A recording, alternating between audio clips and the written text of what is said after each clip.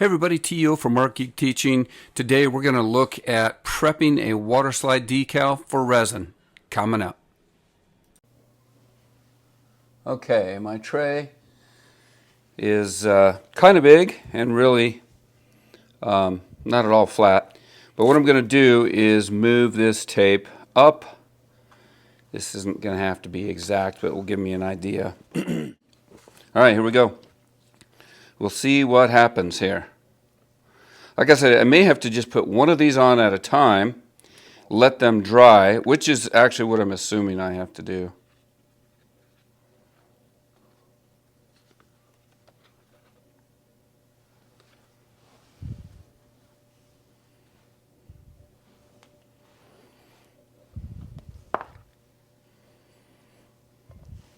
I don't know how long, like after you print these, how long they're good for. I just assumed they'd be good for a long time.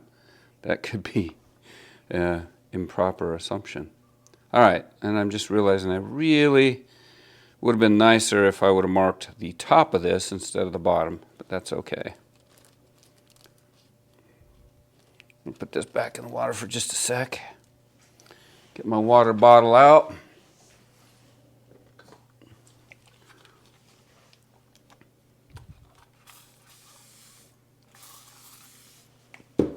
Okay, there's a little water. We want this dude totally covered in water. There we go.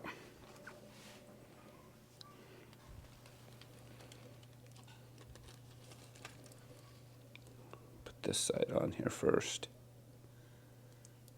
Actually, I think it was the side of the paper, not the actual bird. Not the actual hummingbird. And I think it needs to go up just a tad. Probably have my head in there. Okay, we're going to bring them up. There we go. That's looking pretty good.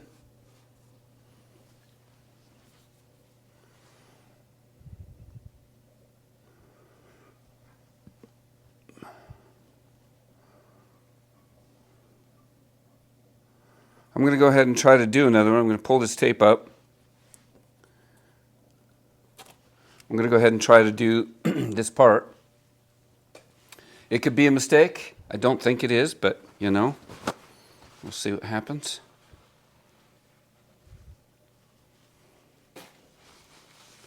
So far, this looks pretty good.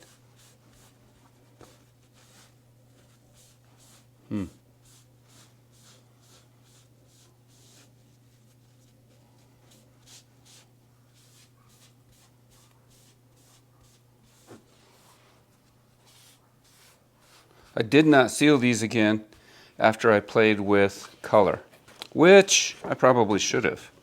All right, I'm going to go ahead and cut this dude down. Okay, I'm going to put this on fast forward or just kind of speed through this, and we'll talk about it with a voiceover. So really all I'm doing in the rest of this portion is cutting out the decal from the paper, trying not to leave any square edges, and then lining it up with the previous piece. I think I ended up with, I can't remember how many pieces. I think I had 9 pieces on this.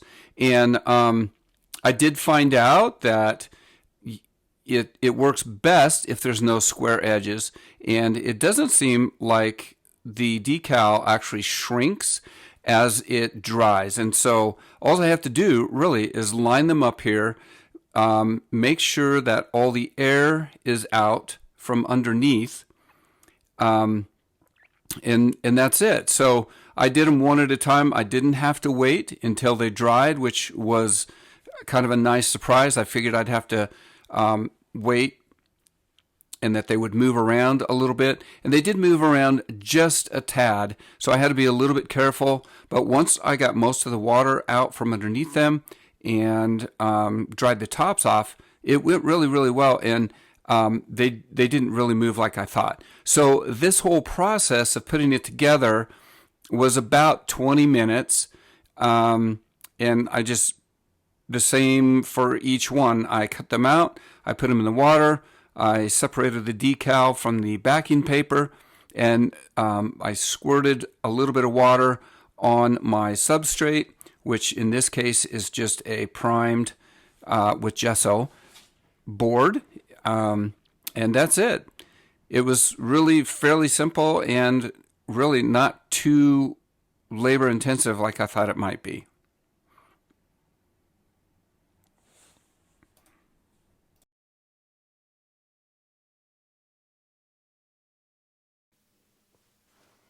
Okay, so this guy, not too bad. I don't know if you can see it. There's a couple of things. That was my mic. Probably better put him back on. There's a couple things right in here. You could see the line maybe. Again, this is a print, right? So this is not an original. The original is long gone.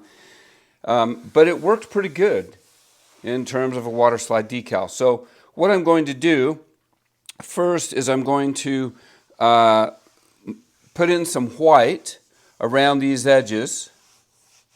Okay, and then I'm going to go ahead and put some matte medium over it just to seal the decals down. And then from there, I'm going to go ahead and put in some more color. So we'll just get started that way.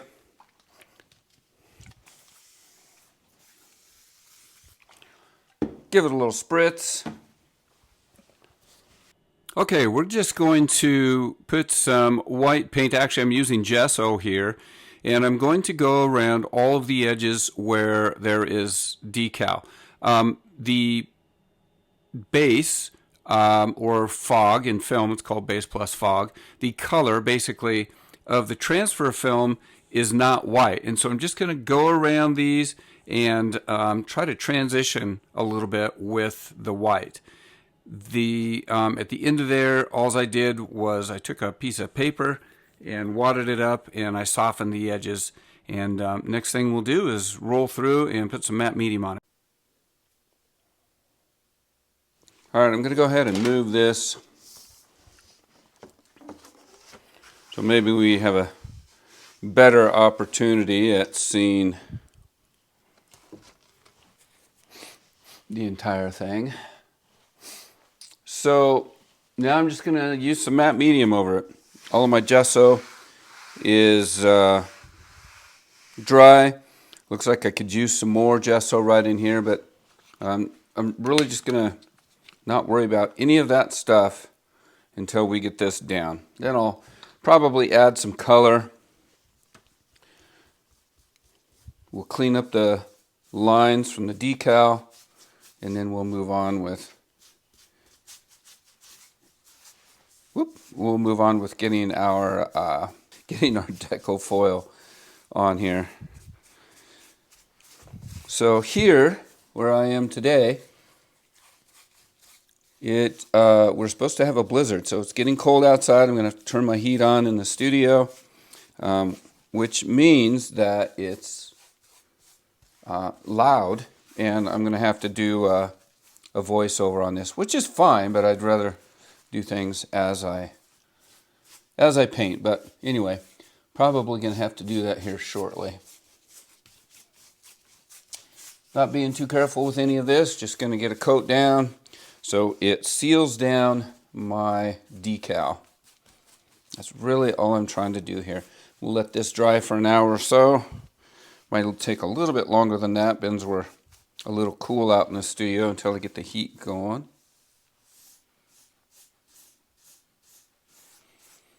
I don't know what that is. I don't know what that is. There's some, looks like color of some sort trying to come up. I don't know what that is. Huh. It might be a little air under the decal, be my guess. So, that is it for this step. Easy. Easy, easy. I'm going to just make sure that I have everything coated. If I tip it up, you can see that I've missed some spots.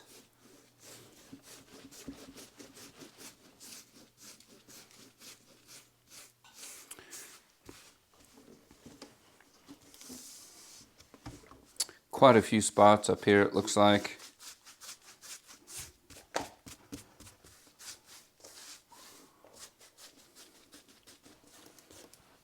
I think we are good.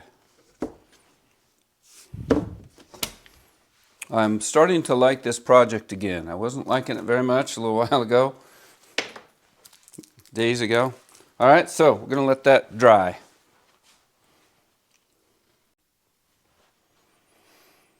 Okay, we're going to add some color, and I'm going to first start with Pan Pastels.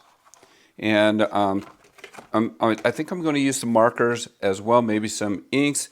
But I first want to start with Pan Pastels. I'm going to just add some color in here, see if I can brighten it up just a little bit, as well as cover up my lines. And these are not the best tools to use for this. They work okay, but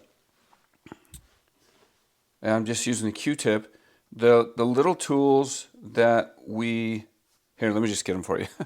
The best tools to use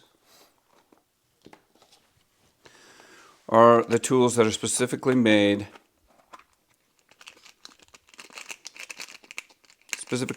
for,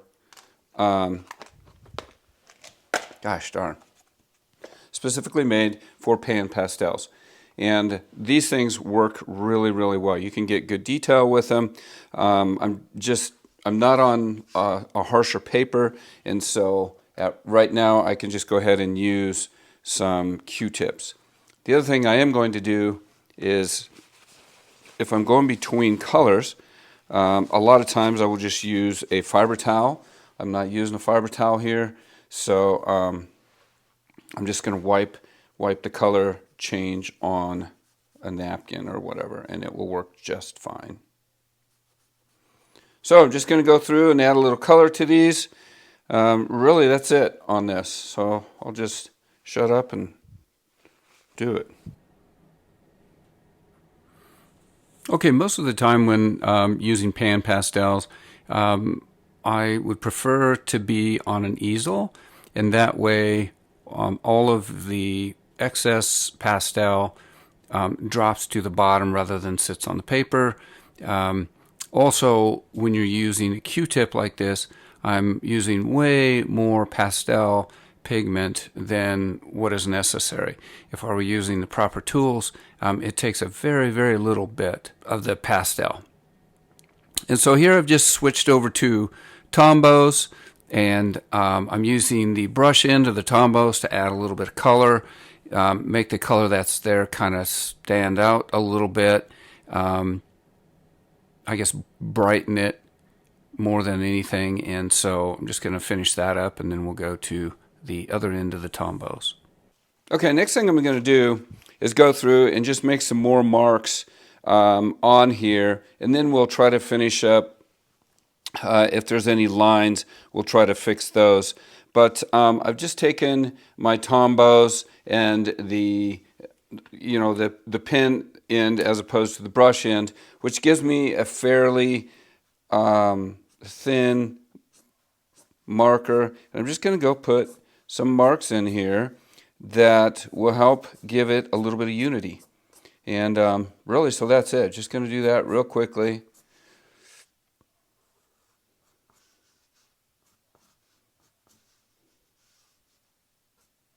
Just random, literally.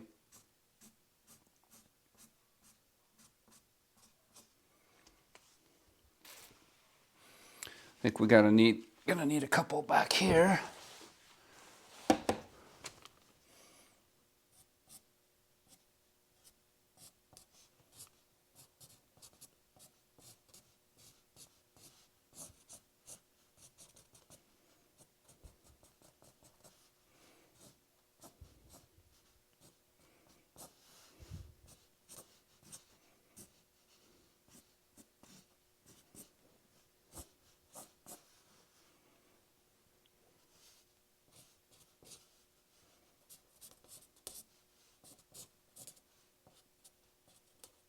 Again, I'm not really being picky on detail here. I want the illusion of a hummingbird. It doesn't have to be exact. It is more impressionistic, more after textures and looseness. And I could grab, one of the other pins also. Be careful in here.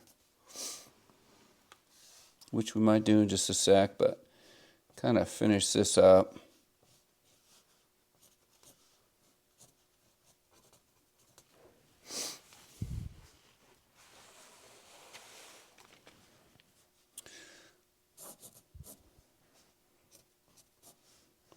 I mean, the worst thing that can happen here is, you ruin it to where you don't like it. I don't think you're going to actually ruin it. I think you might change it to where you don't like it, but I would play in this particular area right now. I mean, just mess around with it and see if you improve it. If not, no big deal. You can always start this thing over. It's a print. Okay, I think I'll choose another color here.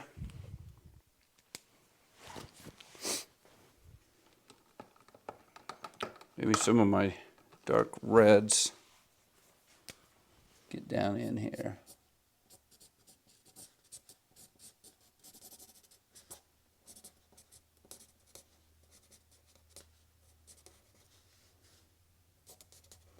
Okay, and these aren't matching.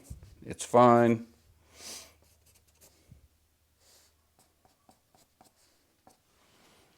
I think I'm good.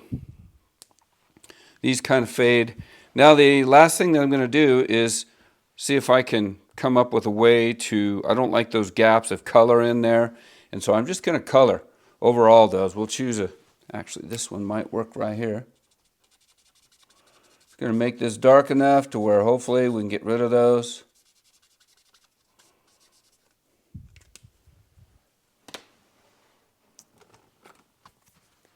This one. Yeah.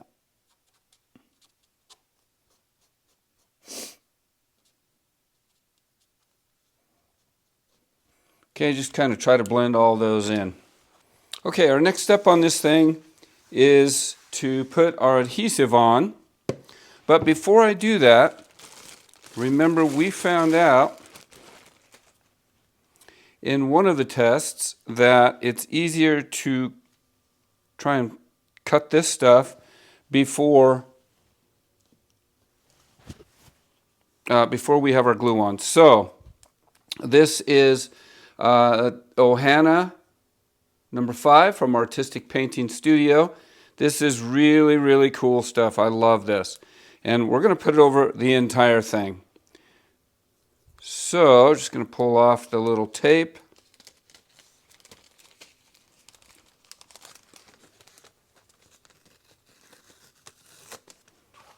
Put that up there so we can use it again.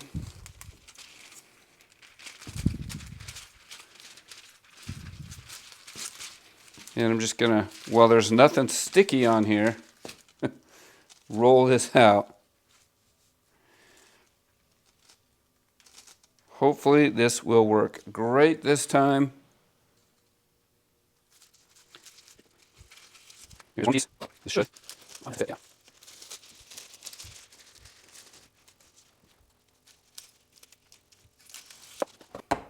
Specific to stirring this, whatever you stir this with is not ever going to dry, right? It's going to stay sticky. So you can dedicate something to it, or you could throw something away each time. All right, I'm going to go ahead and stir this up. Okay, I have decided I'm going to go ahead and use a foam brush on this. I like using a foam brush with this glue. It seems like I get a more even coverage with it. And so, yep, this is just whatever I think is a little 5-inch foamy. And you want to get a nice even coat on there. And it's pretty simple to do with the foam brush. You can also use the foam roller, sorry. You can also use a brush, and no problem. Use a little bit wider brush, soft bristle, because you want it smooth. You don't want to have very many brush strokes, brush lines in there, because they will probably telegraph through to your foil when it's transferred. If that's an effect you want, then certainly you could put it in there, put it on there with a thick, heavy brush, leaving brush strokes, and it'll probably telegraph those on. So anyway, nice even coats with the roller, and I'm going to set it aside to dry for at least 1 hour.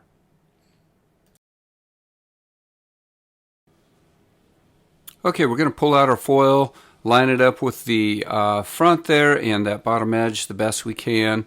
And first thing I'm going to do is go over it with a soft cloth, and then after that, and after I've got pretty good contact, I will break out, something a little stiffer if we need it. First one went down really well, no problem, and it just, it just sticks on. So on the second one, I want to make sure that I don't go clear to either edge, so that I don't have a hard line there, and then I'll have to come back with what's remaining and fill those in. And that's what I'm doing right here, is just tagging the little bits off the transfer sheets that are there, so I can get rid of the lines and not have any hard lines. And so really that's it, just going back and forth. There's still adhesive on my canvas or on my substrate, and there's still a little bit of transfer foil on the transfer sheet. And so lining up the little bits and bobs that are on the transfer sheet with the glue, and that's it for part 1. Thank you for joining us. Come back tomorrow for part 2 when we put some resin on this thing. Have a good night.